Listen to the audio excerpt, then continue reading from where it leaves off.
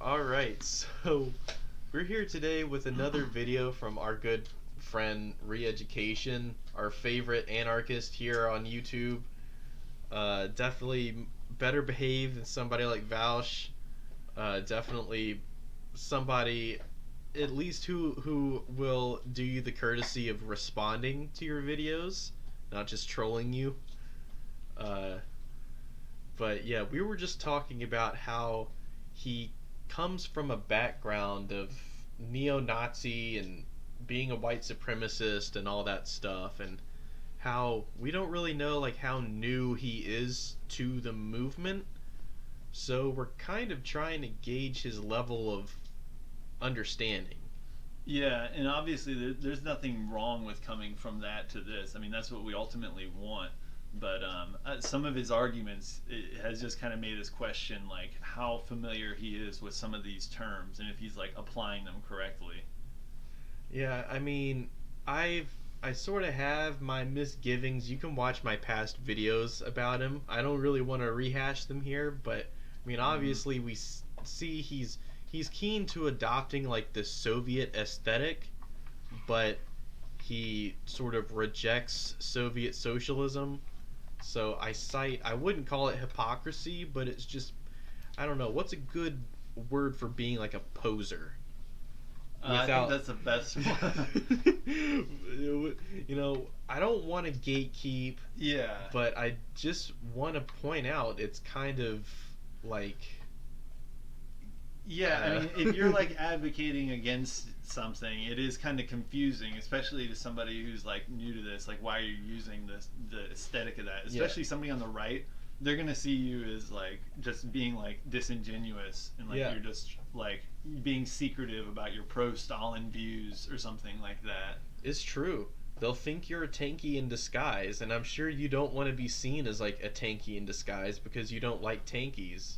So if you don't like us, like stop using our aesthetics. I'm not here to tell you what to do. I'm not going to be a Right. statist, authoritarian, Stalinist shitlord and send you to the gulag. But I am pointing out it can be confusing to people, and Right. it's not just like re-education that does this. Like it's tons and tons of anarchists. I see this all the time. They'll like, you know, play the Soviet Union anthem in the background of their videos, or they will say that they're Marxist when really they're anarchist, and they'll like rock the hammer and sickle, and it's just kind of like, no, dude, like what are you doing? Stop. Hi, my name is Aaron, and this is my show, Re-Education. And today I'm going to talk about anarcho-communism, specifically the definition of anarcho-communism itself. It comes up so often in my comment section that I think it's necessary to actually dedicate an entire video to this so I can talk about exactly what I mean when I'm saying anarcho-communism. You see, anarcho-communism basically means anarcho, the abolishment of all unnecessary hierarchies, and communism, the worker control and ownership of the means of production. Now, what exactly does that mean? So let's break it down. Anarcho, it means that I want to abolish all unnecessary hierarchies. Now, that doesn't mean that I think that all hierarchies need to be abolished. I just think that they all need to be justified. They need to be voted on by the people who are in that community. Now, Yeah, this is sort of like the first big conflict that we reach with anarchists, because obviously Marxist Leninists think that the dictatorship of the proletariat is a justified hierarchy, and I guess anarchists reject it. It's really unclear what some of them believe because, like, as we just discussed, like, they're sort of inconsistent with how they want to sort of put forward their ideology. But, Yeah.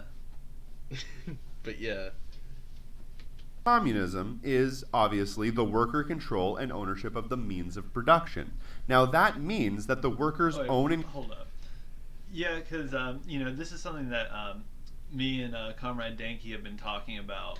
We've been reading through State and Revolution, and there is a big emphasis that Lenin puts on abolishing unnecessary hierarchies. he doesn't say it in that exact terms, but he even says like ridding the workplace of bossing culture and stuff like that. I mean, like trying to get rid of like the grandeur that comes with like, you know, being an officer or being like a factory owner or something like that.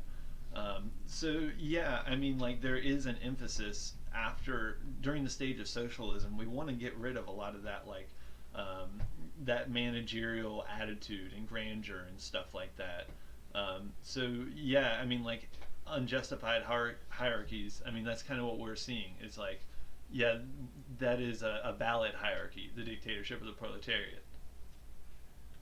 Control the factories, the plants, the cars, trucks, planes, trains, and automobiles that ship all of their goods around, and all of the equipment that is used to produce those goods. They basically own production. They own everything that is able to produce goods in the society. That is the idea of having a communist structure. Now remember that there are two different definitions of communism when you're talking about it. The first being hard communism, which is basically an idealist utopia of extreme abundance where everybody works to the best of their abilities and is provided to them everything that the community can provide. But the communism that I'm specifically talking about is soft communism, which is the worker control and ownership of the means of production, which is what I was talking about before. So I've never really heard it phrased as like hard and soft communism. I've heard it described as like the higher phase and lower phase. Yeah, I think he's almost getting those two things confused. Like, I mean, I don't know what harder or softer communism is. Like, if it's implemented harder, you're gonna have more like abundance and like collectivism, or if you implement it softer, you're gonna have like Yeah. just like the stage of socialism. Oh, just the workers owning the means of production. But like the whole thing with communism is there's an abundance of these, of like, you know, the products that everyone produces and it's shared equally. So yeah, I mean, like the workers owning the means of production. That's socialism. Yeah. It's almost like he doesn't want to say the word socialist, but I don't know. We'll keep listening. A lot of people call this socialism. Specifically, Richard Wolff calls this socialism, the act of going from a capitalist state to a communist state is basically a socialist movement, is basically soft communism, and that's what I'm talking about here. So when I'm talking about communism, I'm talking about the workers owning and controlling the means of production. I'm not talking about the government or the state owning and controlling it. That is not the same thing. All right. Did we want to talk a little bit about what is the dictatorship of the proletariat and why that's pretty much the core of what socialism is? Yeah, because his view is that if you implement socialism with like enough democracy in the workplace to where everything is like autonomous, you will be in a stage of communism, which isn't true. But yeah, the dictatorship of the proletariat. Let's see, how would you define that? Let's see. I would define it as a system in which the ruling class of society is the working class, the proletariat, and Lenin describes the state as being the apparatus by which the ruling class suppresses the underdog class. And in the current paradigm, the underclass, the lower class, is the proletariat, and we are suppressed by the bourgeoisie, who use the apparatus of state power to suppress the workers.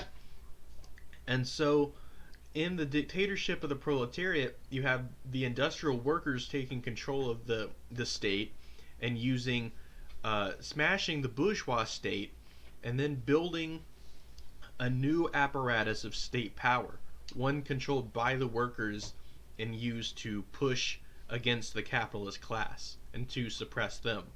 Yeah, and like it's important to like talk about our view of the state. And I think it's something similar to even like anarchists would agree that like no state can be like non-coercive. A state is always going to be, a force that like weighs down on a certain part of the population.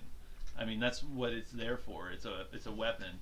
And but in trying to overthrow capitalism, we essentially have to use the means that they've used to suppress us in a period, so we can like take over their industry and stuff like that and make sure that they don't make a return.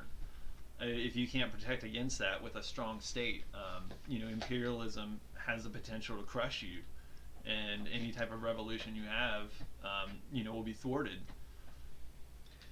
And so really what we want to get across to anarchists more than anything, it's that even after your workers' revolution, even after you abolish the government, anything that you form, any means by which you use to suppress the bourgeoisie in your society, immediately becomes an instrument of state power, whether you think it is or not.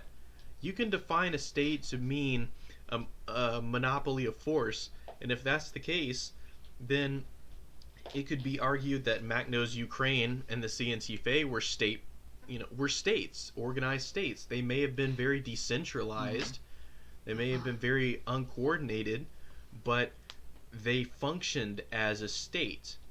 And in a Leninist sense, we mean a state being the instrumentation by which one class suppresses another class.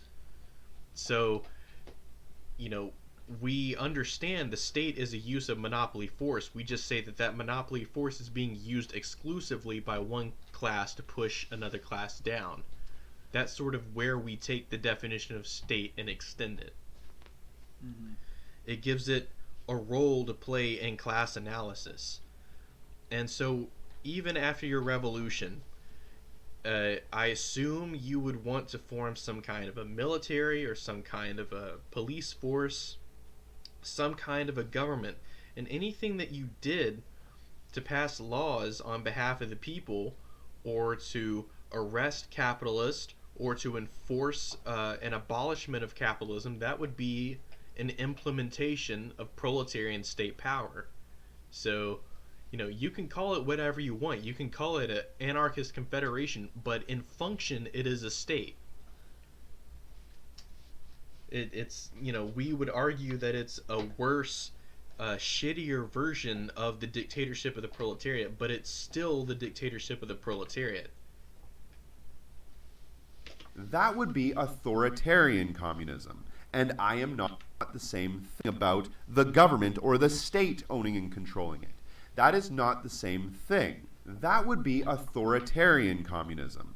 And I am not for that. I am for anarcho-communism, where the workers are the ones that own and control the means of production. And if Okay, did you want to talk a little bit about like how in a Soviet society, in like the dictatorship of the proletariat, the workers still control the means of production? Yeah, I think like the confusion may be mostly with the Vanguard Party, like in the role that it plays. The Vanguard Party, it's there.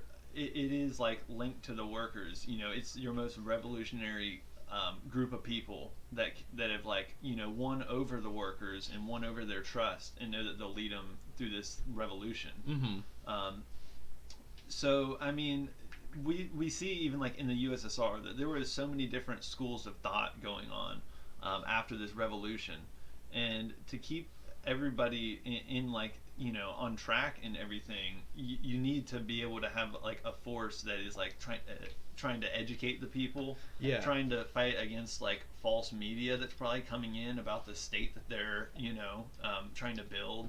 There's all these things that you have to like fight against, and a Vanguard Party and a Communist Party will have to be the one to like protect the revolution essentially. Yeah, I mean, it's almost like the Vanguard Party is a microcosm of the dictatorship of the proletariat. It's the first real exercise of the proletariat taking autonomous control, attempting to take political control of a country. And so the way that they organize is by being in touch with the workers, and of course they exist by the workers and for the workers. And so to say that this new communist party becomes a new class in and of itself when they take control of power, that's really a misunderstanding, because it's a class of it's a party of workers taking control of the state, smashing the old bourgeois state and building a new worker state in its place. So, I mean, if you're really opposed to that and you want to call that authoritarian, I don't think that you're certainly on the same page what it means to be an authoritarian, because you have to sort of look at the authoritarian nature of the current structure we live in, the dictatorship of the bourgeoisie, and contrast that, and you'll see that any system that is the dictatorship of the proletariat is destined to be less oppressive than the current one, because the bourgeoisie only makes up a small constituent of our population. So if you have this majority class of proletarians, suppressing this minority class of bourgeoisie, even from a pure numbers standpoint, the oppressive nature, the authoritarian nature of the dictatorship of the bourgeoisie couldn't possibly rival to anything seen under the capitalist system. Yeah, and like the nature of exploitation, I mean, like to assume that it would just be there, like these people are in the like government, so they'll just like profit and have like a better life. That just isn't really the case. Like if you look at like the USSR and these other countries, I mean, sure, like party members did get paid more than like workers, but if you look at like the ratios and everything, it's nothing like we see today. There was a huge amount of accountability as far as like that the party had for like having to satisfy the workers. I mean, if you look at how the Soviet system was like structured, I mean, they would regularly have like workers meetings and things like this, and that would be passed up eventually, to the top level. I mean, yeah, sure, the party can't do everything that you want, but they're at least, the goal is to see what are we dealing with, and let's establish the best line of communication we can with the workers, and see what we can do for them, and see how they can hopefully give them enough incentive to help us build like this socialist state. Yeah, I mean, really, if anything, it was sort of an expansion on democracy. It was empowering the whole of the proletariat, the peasantry. For the first time, women had a voice in politics. For the first time, it wasn't just Russians that had a voice in politics in the USSR. It was all these other ethnicities like Mongolians and Ukrainians and what have you. So really, in the implementation of the dictatorship of the proletariat, you'll see a vast expansion of real democracy, a people's democracy, and you'll see this old system of sham, phony bourgeois democracy be exposed for how shallow it really is. It's only a mirage of people's control. But once you experience real people's control on a national scale, you'll begin to have a sense of what real freedom under socialism really looks like. And you would be very hard pressed to call that authoritarian, once you actually see it. If you ask me, I would personally say that it is technically the only true type of communism you can have. Because if you have a system that has people above and people below, those people above are inevitably going to be the ones with the most power and the ones that are able to own and control the means of production. And you can't have that if you want to have worker control and ownership of the means of production. So we can sort of talk about how a workers' party, a revolutionary workers' party, when they come into state power, and how they don't become a new class. Yeah. To say that they become like this new class of people that just like, benefiting just totally off the workers, yeah, I mean, it's very disingenuous. Yeah, and when Marx talks about class relations, he talks about it from a purely materialistic point of view. It has to do first and foremost with your relations to the means of production. Do you control the means of production or not? So, in a Marxist sense, the bourgeois control the means of production and the proletariat don't. But in the dictatorship of the proletariat, the proletariat, the workers, control the means of production. So if you have a party of workers then who have state power, keep in mind they are elected by the workers' councils, the Soviets. They, it's democratic all the way up the board. Um, how do they then become this new class of, you know, the new bourgeoisie, in other words? Hmm. And if you look at, like this, we say so much, if it's depending on the material conditions. And like in the Soviet Union at the time when they were having the revolution, I mean, I don't even know the percentage, but like more than half of their more than half of their population was like illiterate. Mm-hmm. You know what I mean? And that totally changed like by the time of like the mid 30s. It was like something like 85% of the population could read at that point. But yeah, I mean, it sounds like elitist or something, but to expect that, an uneducated population is gonna like be able to totally lead your revolution, it's not really, you're not there yet. You need to build them up to a stage where they can. And it is very interesting because in the 40s, the whole thing about the dictatorship of the proletariat is, it needs to expand. It needs to slowly like wither away. And by doing that, you do that through more simplification of like government functions, Mm-hmm. taking away any type of like privilege around them and just making it slowly so that the workers just know how to run the whole state essentially. And so I mean, you started to see that pushes for that from Stalin, from the Stalin camp in the Soviet Union. Of course, that like was eventually thwarted, but that's the whole thing. Is like, yeah, you can look at Russia and say, oh well, the workers, they didn't like have any say so in what they were doing, but it was like the party who realized that we need to build up to like protect ourselves from like Hitler and everything. We need to like organize industry so we can like get ready for this. And I mean, that's what the 30s was. So I mean, yeah, sometimes the state is going to be coercive and say, you guys need to do this. But I mean, the whole agreement is like, well, you have all this democracy in the workplace, and like we will do our best to like accommodate you any way we can.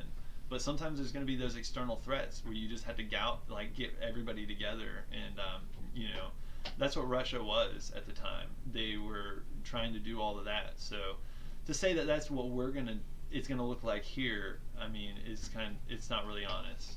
Yeah, I mean, obviously Russia was put under some very dire conditions even from the very start. They were invaded by 14 different countries, right, as the USSR formed.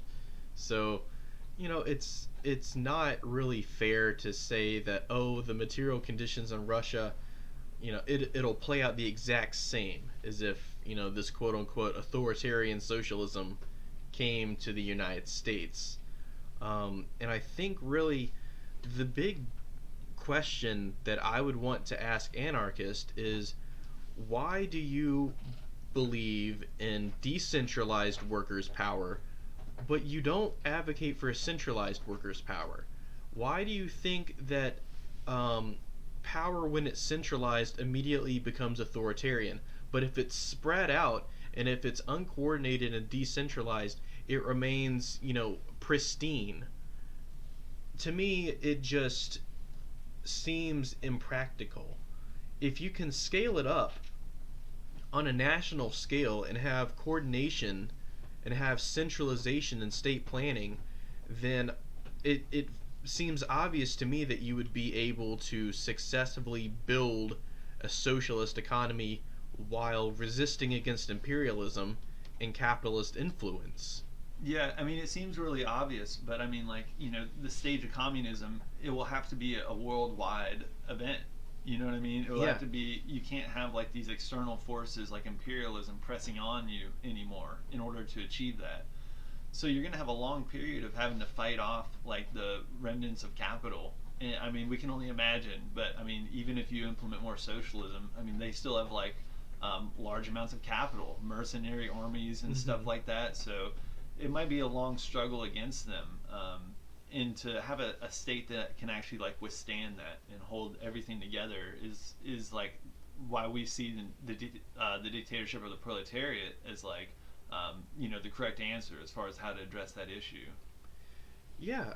And I mean, you can even have a situation where you have almost every other institution of the dictatorship of the proletariat has already withered away.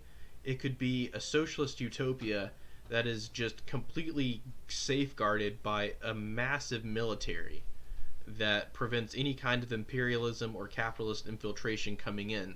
So, I mean, even at that point, you've already sort of semi realized communism, but you're still stuck with dealing with global imperialism. So, this is exactly kind of what Engels was describing when he talked about the withering away of the state. It's a withering away. It's not a sudden destruction. It doesn't just fall apart suddenly. It falls apart in stages, and you'll see the state power of the dictatorship of the proletariat wither away, not because of any mandate from the people, but just because its institutions really don't have a function anymore.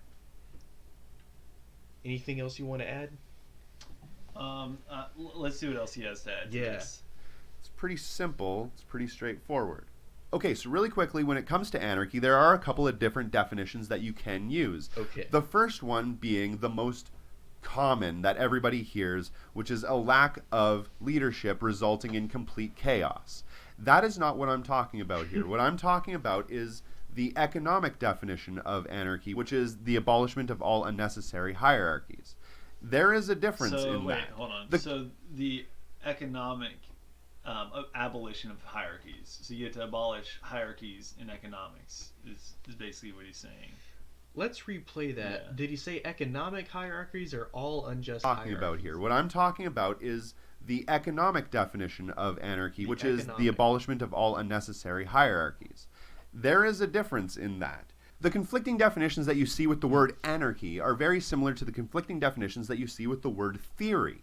When you're talking about a theory in scientific hold terms, on. I mean, I guess like you could also view that as a stage of socialism, the abolition of unjust hierarchies in, Yeah. in the marketplace. It's owned by the workers now. Yeah. So I mean, you've done that. It's just like a different term. I mean, I guess I'm not trying to be like like too strict on these terms, but like no, I mean we have a similar goal. Yeah. It's just a matter of understanding like the historical significance of each stage that we need to go through to achieve like an actual almost like anarchist type society where we don't have like a state. Yeah. Like that's what we want to get to as well, but it's just a matter of like practically getting there. It's like we have the same goal in mind. It's just our methodology of getting there are completely different. Like ours, it seems like, is much more thought out and grounded in materialism and historical materialism, and yours is just grounded, and I hate to say this, but it seems like it's grounded like in idealism. Like when power is decentralized, it becomes pristine and incorruptible. It becomes a more pure manifestation of democracy, and we just don't buy that. We don't agree. We think that it can be scaled up to a national scale, and to advocate against to advocate against centralized workers' power really doesn't do the workers any favors. Mm-hmm. terms, it means basically 100% proven fact. But when you're talking about a theory in colloquial terms, colloquial, whatever, when you're talking about it in normal terms, you're talking about something that is basically a guess, an idea, something that people kind of have a hunch on. It's not the same thing. When I'm talking about anarchism, I'm not talking about it in normal terms. I'm talking about it in economic terms. Now, another thing that I've come across in the past is that a lot of people have a problem with me using the word anarcho before I say communist, because they think that anarcho would basically be a given, like I explained before. Yeah. But I would have to like that communism implies like, and if you want to use the term, like an anarchist type society where you don't really have a government. Yeah. So if you want to use like that term, I mean, it does kind of like with communism, it's kind of a given. Yeah, like we assume that you're not an anarcho-capitalist because most people who are ANCAPs usually are very keen to specify they are indeed anarcho-capitalists, which is kind of sad, but we just feel like a lot of people, when they use the term communist, that is associated with Marxist-Leninism. And so when people call themselves like an anarcho-communist, it's kind of like calling yourself an anarcho-tanky. A lot of people may see that and be kind of confused. Like those of us who are more, familiar with anarchist circles on the internet know, like when somebody tells you they're an anarcho-communist, we generally know what that means, but from an outsider's view, it can be a little bit confusing. Mm-hmm. Disagree, because we do consider communist, for the most part, in normal terms, to be referring to the authoritarian communism of Mao, Stalin, or Lenin. But that is not what we're talking about. We're talking about specifically anarcho-communism. And it's very similar again to the way that we use the word agnostic atheist when we're talking about somebody's specific belief. Wait, you meant to back up a little bit. One thing I really do wonder is which anarchists he's pulling from here. I mean, like, yeah. I mean, you're accepting the term communism, but like, what is it? Where do you break with Marx? You know what I mean? Because Marx did advocate for or didn't even advocate for it. He was like saying that a dictatorship of the proletariat will like lead the revolution when it occurs, and so yeah, where like you accept parts of it, but yeah, I'm not sure. It's kind of like what Lenin said, like the distinction between a Marxist and just some other person. I think he calls them petit bourgeois. The difference between a Marxist and some petit bourgeois is that the Marxist extends the class struggle into the realm of the dictatorship of the proletariat. I don't know if you can hear my dog slurping in the background, but she's drinking up a storm right now. But yeah, we're almost done with this guy's video. Let's see if we have any last little cherries on top of the anarchist ice cream. Sit back a little bit. And see if we have some closing remarks to make. We do consider communist, for the most part, in normal terms, to be referring to the authoritarian communism of Mao, Stalin, or Lenin. But that is not what we're talking about. We're talking about specifically anarcho-communism. And it's very similar again to the way that we use the word agnostic atheist when we're talking about somebody's specific beliefs. Agnostic is a clarifier that is specifically talking about a factual claim, and atheist is a specific argument that's talking about a belief claim. And very similar to this, anarcho is a statement of leadership, whereas communist is a statement of ownership. At least that's the way I look at it. Anyway, this is my show, Re-Education. Okay, so anarchist in leadership, communist in ownership. So, I mean, he wants a common ownership of the means of production. He wants a common ownership of everything. But anarchist leadership is where the picture gets a little bit more fuzzy. Like, what does that look like? Just a broad, decentralized, like, direct democracy. Like, in an earlier video, he said that expanded outward on a national scale would look like a confederation. So, his plan is an anarchist confederation, a decentralized anarchist confederation, which, you can argue if that's a dictatorship of the proletariat or not, but if it is, it's a very bad one. That's all we're trying to say. Yeah, and like communist and ownership. I mean, yeah, that's a part of communism that like, everybody owns the means of production. But I mean like the whole thing under socialism is like the workers own the means of production. So I mean like that's normally like, I don't know, to say, oh, I'm an anarcho-communist, but my view of communism is the workers owning the means of production. That's just kind of like a very like surface level view of what communism actually implies. Um, So yeah, that was re-education defining anarcho-communism. It hasn't really been made very clear. I'm so sorry. I'm so sorry, ladies and gentlemen. Um, I hoped I would have a better understanding, but I don't. Maybe next time. Yeah, maybe next time we'll listen to him talk about why a vanguard party is a bad idea.